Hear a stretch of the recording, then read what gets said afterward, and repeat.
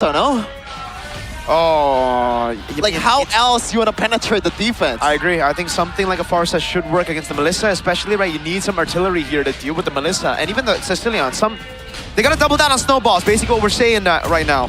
The Paquitos locked in the jungle, they need a roamer as well. And that I don't know what they go for. They go Eudora and Show. So mid-prio into rotation for the Eudora so that the Brody, yes, try to gank into the gold lane, play for the Brody, get him out of lane, and then 5v5. Sure. But then again, their window is quite small here. Yeah, It is, the but win-con they is pretty hard to execute. They locked themselves into this win-con with the first 3 picks. So I think doubling down on it isn't a bad route. Okay. Once you're in deep waters, I guess. And last pick here, will it be the Carmilla? I think the box is not bad either, bro. For XP, put the Rome, Beleric. You gotta improvise sometimes, right? Because the Carmilla here, you're not gonna get mid-prio at all with the Sicilian and the Carmilla, I don't think. It's like blood. Yeah, They I still don't go think Carmilla. the idea is not in the mid-prio, maybe in the total fight, it becomes even more dangerous with the Beleric as someone that can actually elevate the Carmilla's potential. Not level 3 though. So first Oh, yeah, hurdle you're should- right. This is why for Na'Vi, they want to double down on that. They saw the Carmilla coming, and that's why they want to try to just guarantee mid-prio, have someone in Rome, like a Cho, to be useful, level 1 to 3, get some damage across the board as the Brody and Eudora just eliminates everybody and to get a snowball. But now at least Alter Ego, if they fail in the early game, they have a lot of safety net. They got a Melissa, they got a Casillion, that's a lot of range to deal with, and there is no, I guess, like long-range artillery from the opposing side to actually cover for that. Lineup rating though, it feels like it actually favors Na'Vi by a landslide. I don't know if I can agree with that, but we'll see though. Well, the second game here. Na'Vi and Alter Ego, will it be a comeback or a first sweep towards game 3, or is it gonna be a 2-0? Let's find out, folks. Here we go. Game number 2. Na'Vi with the ultimate gamble. Win early game or lose the series. Oh, they shift the level 4 to the Carmilla, but you don't have the rest of the Dryad. But at least you are a bit stronger, maybe, if you execute properly, but we'll see though. If you land those. This is not a combination that we see very often. Not just yet, folks. Carmilla XP.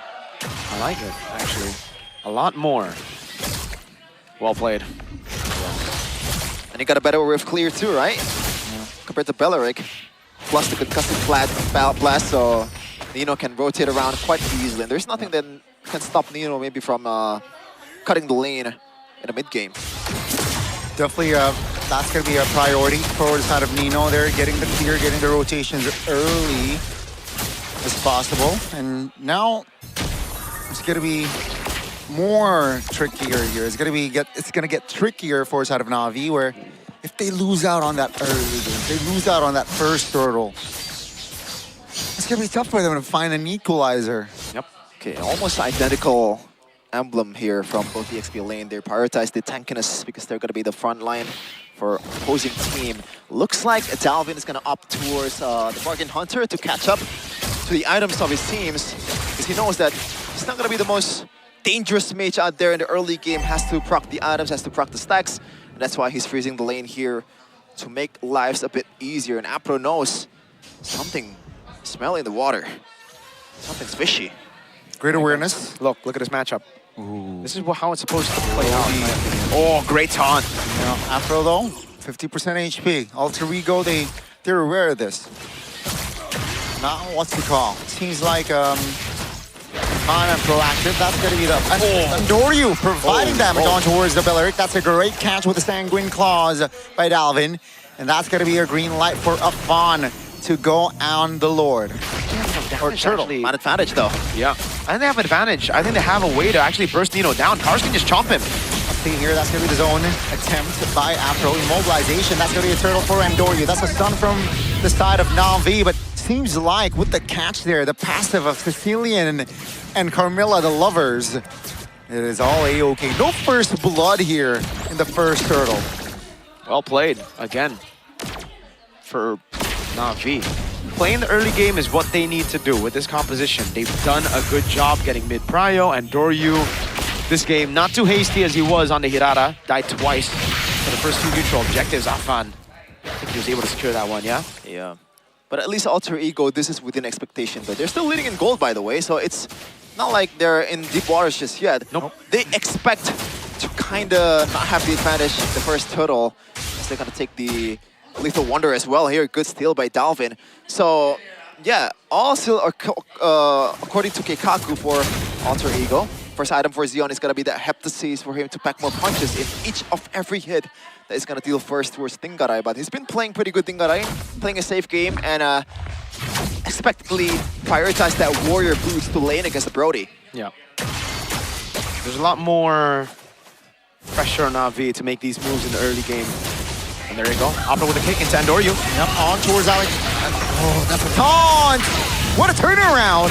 That's gonna be Andoryu looking for a kill on towards Afan. Nino gets heated. That's the bunch. But Cars figure out danger. Alter Ego, though, providing bodies on this Dino. And it seems like Cars will not be able to sustain the damage. That's gonna be Afan picking up another kill. I think it was just a bad move there for Navi, trying to go for the Alexander of all people. Yeah. Oh, you looking to jump Tinggaray.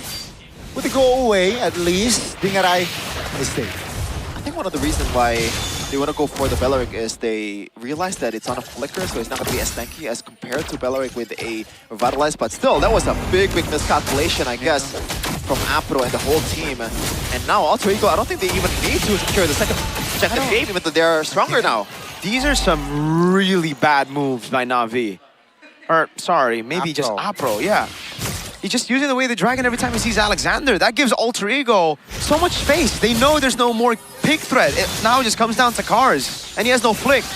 Yeah, and so far Cars on this Dino looks very, very awkward. Not many great plays from this guy just yet. He's getting poked down to the ground.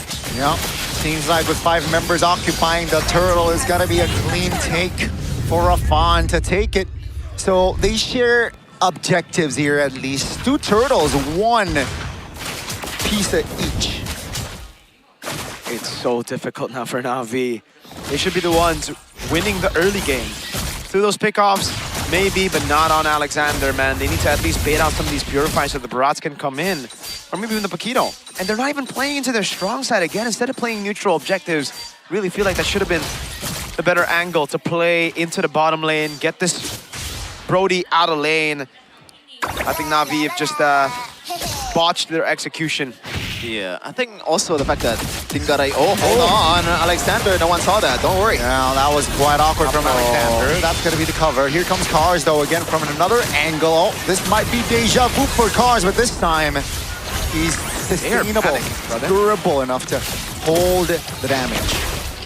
He's just revving, bro, Cars. They're losing composure straight up in the early game as well. Cars having an ult when it's, I think, unnecessary at that point. Yeah, I think it goes back to how close of a window they have in this win con from this composition. I also think that this Cho and Barrage does not synergize well enough. Or maybe the synergy was never there to begin with. It's a single target, also with a single target. So combining it is pretty hard. GZ though has to flicker away. That's another resources burn, and they exhaust that from 20 miles away. Dalvin execute that one from the Yucatan. It's so easy for Alter Ego to bait these skills. Meanwhile, for Navi, they literally have to throw bodies to bait even a single Purifier at this point of the game. Cars getting poked.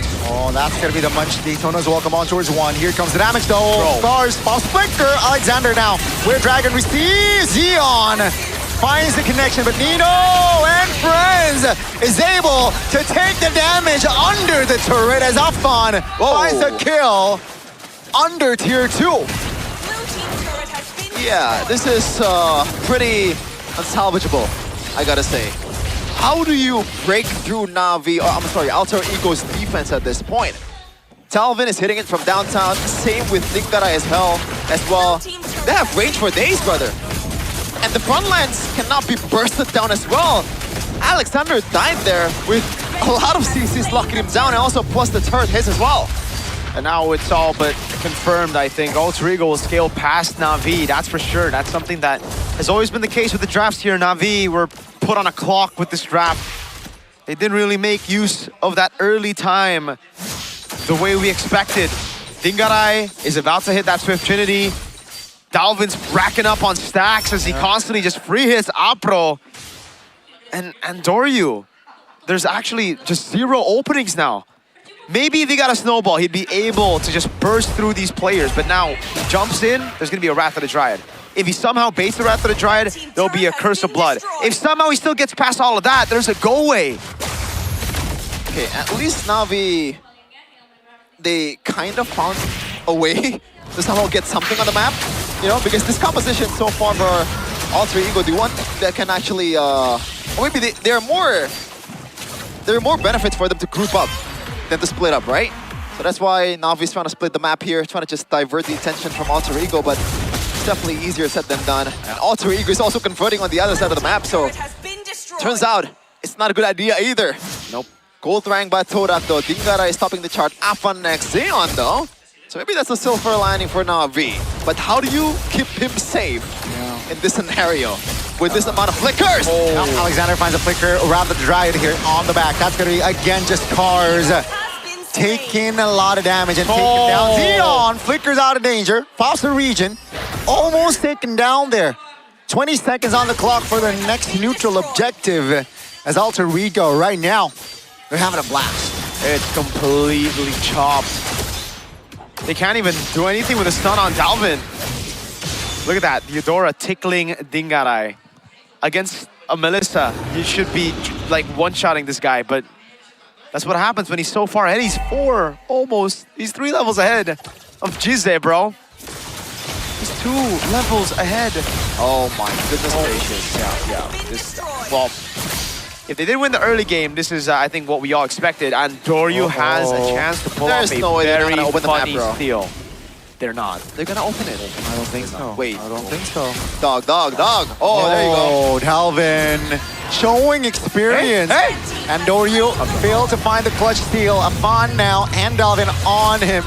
That's Doryu using the Cyclone Eye, but Afan and Dalvin will find that kill with the Lord marching in the mid lane. It's a 5v4, not looking too good here for Navi. I'm just gonna be a bit nitpick here because Alter Ego is already winning by a landslide. They shouldn't have risked that one. Yep, shouldn't have been that close. They should have opened up all their bushes, but a win's a win. And I think Alter Ego are very happy. They got a Holy Shield Nito! Oh, that's gonna mid guarantee taken down. Oh, that's a taunt! And the Melissa! It's just free hitting Brody. That's good Afro flickering to safety. Afan now looking for the back line. Force Jize to pop the flicker.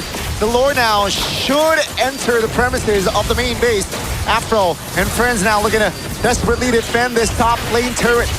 Will not be defended as Alter Ego says it's enough. Let's go back. Oh, never mind.